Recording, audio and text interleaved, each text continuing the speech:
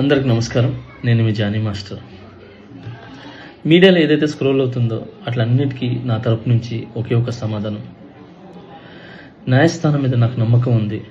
న్యాయస్థానంలో న్యాయం ఉంది.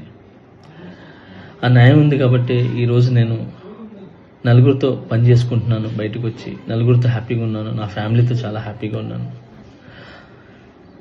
నా మనసుకు తెలుసు ఏం జరిగిందని, ఆ దేవుడికి తెలుసు, నా అంతరాత్మకు తెలుసు.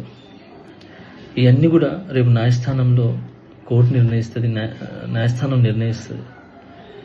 న్యాయస్థానంలో నేను చాలా క్లీన్ చిట్తో వస్తాను. నిర్దోషిగా నేను బయటకు వస్తాను. ఆ రోజు మాట్లాడతాను. అప్పటి వరకు నేను నిందితుడిని మాత్రమే. సో నేను ఓన్లీ నిందితుడిని మాత్రమే. మీ ప్రేమ నాకు ఎప్పుడు ఇలానే ఉండాలి, ఇలానే ఉంటుంది. నాకు తెలిసింది ఒకటేనండి, నాకు వచ్చిన పనితో బాగా కష్టపడటం, ఎంటర్టైన్ చేయటం.